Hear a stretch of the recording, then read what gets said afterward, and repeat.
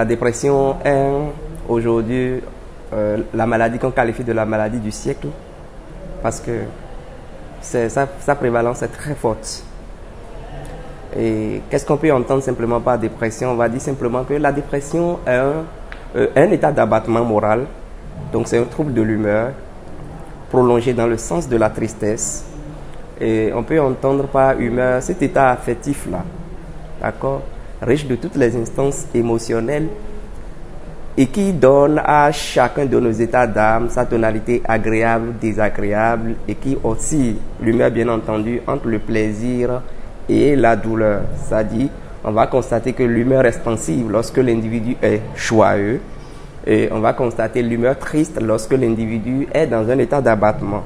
Et donc, la dépression va traduire l'état d'abattement moral, donc de souffrance. Voilà.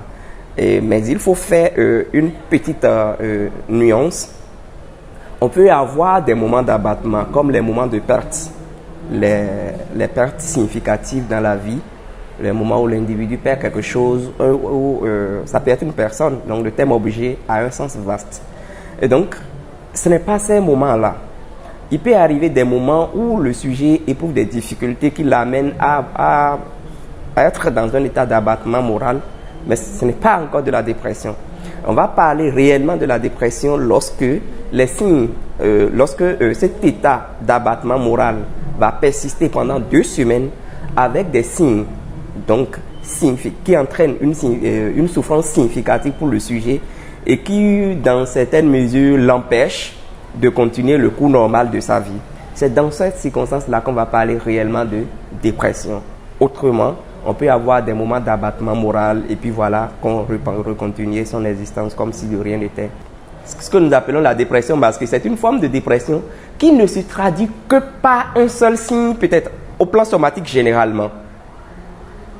C'est-à-dire que le sujet peut présenter, ça peut être les troubles de la sexualité.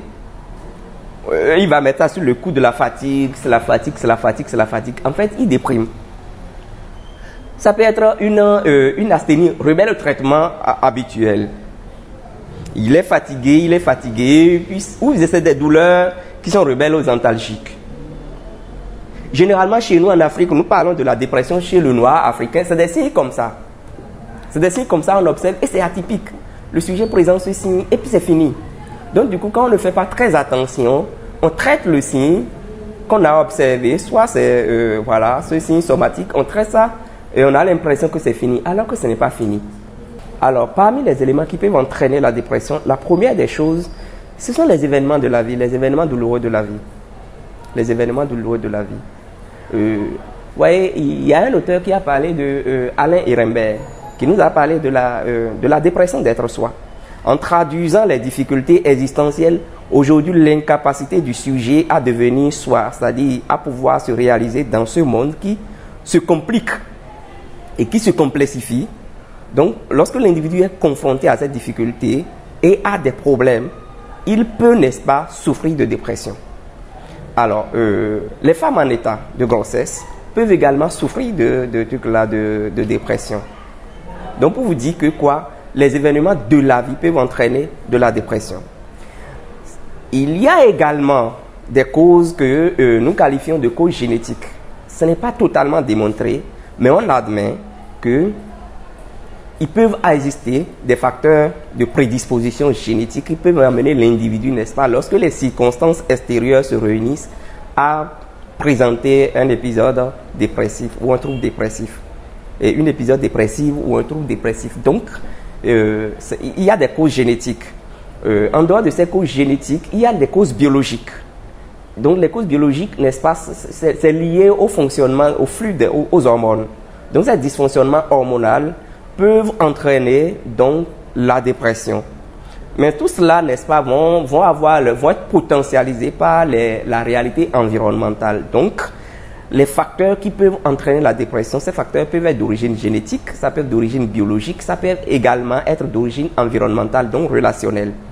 Voilà, lorsque les causes génétiques et les prédispositions génétiques et biologiques sont là et que les circonstances environnementales se réunissent, l'individu peut présenter un épisode dépressif. Mais on ne peut pas dire que ça précis, c'est une cause de la dépression. cet événement peut arriver, le sujet ne va pas présenter un épisode dépressif. Un autre événement mineur peut arriver, le sujet va présenter un épisode dépressif. Les causes peuvent également être les pertes. Alors, en termes de comment on peut observer la dépression chez quelqu'un. Donc, les signes qui peuvent alerter. Alors, d'abord, il peut exister des signes avant-coureurs. Les signes avant-coureurs, c'est des signes qui apparaissent et l'observateur attentif peut savoir, tiens, si on ne fait pas quelque chose risque d'arriver. Donc, les moments de perte, l'individu doit être soutenu.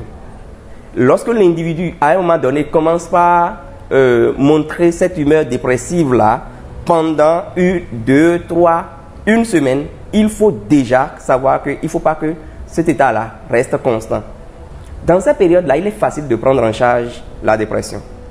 Ou du moins, il est moins difficile et moins douloureux pour le patient, n'est-ce pas, qu'on l'accompagne. Alors, mais lorsque l'état arrive, la dépression arrive à s'installer, les signes qu'on peut observer sont, nous parlons de la phase d'état. Alors, nous aurons d'abord, c'est au niveau de 3 dimensions. Il y a l'humeur triste. Après, nous aurons le ralentissement psychomoteur, ce que nous pouvons appeler l'inhibition psychomotrice. Et après, nous aurons les signes somatiques. Voilà.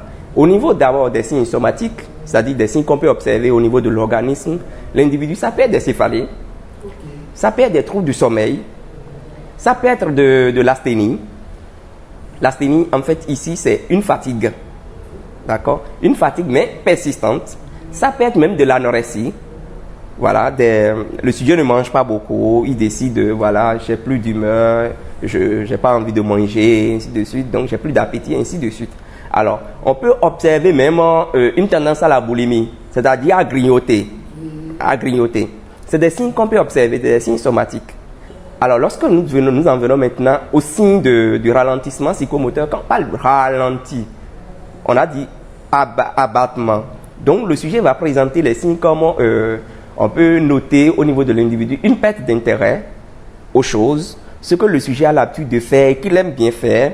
Voilà, il n'a plus envie de faire ça. La femme qui aime cuisiner et qui, lorsqu'elle est à la cuisine, chante, d'accord, et pour beaucoup de plaisir, voilà, celle-là, elle n'a pas envie d'aller de cuisiner.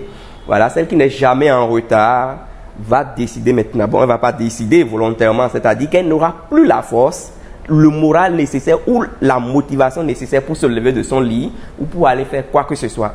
Donc, il peut se réfugier dans le lit, d'accord, ou voilà, il va se réfugier dans le lit, pas parce qu'il est fatigué, pas parce qu'il veut dormir, non, parce qu'il n'a pas envie de se lever, il n'a envie de rien faire. Nous pouvons observer également chez le dépressif une tendance peut-être à l'irritabilité. Il a des difficultés à poursuivre, à faire un objet de réflexion. Donc, il ne peut pas le faire. Ou il a des difficultés à le faire. Parce que, évidemment, on a abattement moral. Il n'a ni la force physique, ni la force mentale pour faire quelque activité que ce soit. Le sujet va s'inscrire dans une certaine dévalorisation avec un sentiment d'avenir sombre, c'est-à-dire que dans le futur, il n'y a plus rien, avec un envahissement du passé. On aurait aimé se réfugier dans le passé, mais le passé est passé, il ne reviendra pas.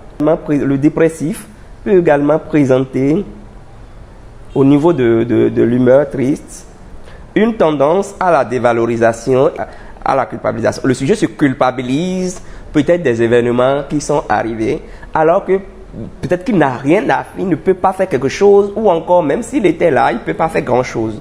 Donc, c'est quelqu'un qui a tendance à faire... C'est comme si rien ne va, c'est parce que lui, il a failli. Et il vit cet état de façon douloureuse. Voilà, en quelque sorte, des éléments qu'on peut observer sur une durée et qui peut traduire le syndrome dépressif chez les acteurs. Pour la prise en charge, la première des choses, c'est une démarche de prévention. Il faut coûte que coûte faire en sorte que la maladie ne vienne pas.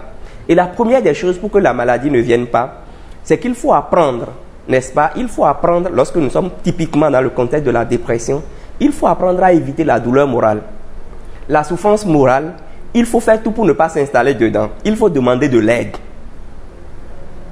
C'est la première des choses. Lorsque vous constatez que là, malgré vous, aujourd'hui, demain, ça ne va pas et que votre humeur est triste, c'est-à-dire que vous manquez d'énergie, psychique et physique pour faire tout cela, pour vous investir dans vos activités quotidiennes, il faut en parler, il faut demander de l'aide. C'est une démarche de prévention. Alors, il faut également faire en sorte d'éviter les circonstances qui entraînent de la souffrance morale. C'est-à-dire, si vous êtes une personne, par exemple, apprenez à dire non. L'incapacité de dire non amène l'individu à souffrir, à accepter tout ou qu'on mette tout sur lui. Cela va à un moment donné, il n'y a rien à faire, il va capoter à un moment donné, il va disjoncter. L'autre chose, il faut apprendre lorsque nous sommes dans une perspective de prévention à relativiser les choses. Si ça va, je me battrai à ce que ça va, mais si ça ne va pas, ce n'est pas parce que je ne me suis pas battu, donc il ne faut pas tout le temps se culpabiliser du fait que ça ne va pas. Alors, mais lorsque la dépression elle s'est installée, il faut aller à l'hôpital. Parce que la première des choses, lorsque la dépression s'est installée, c'est que c'est un traitement médicamenteux. Ce traitement médicamenteux doit être accompagné d'un traitement psychologique.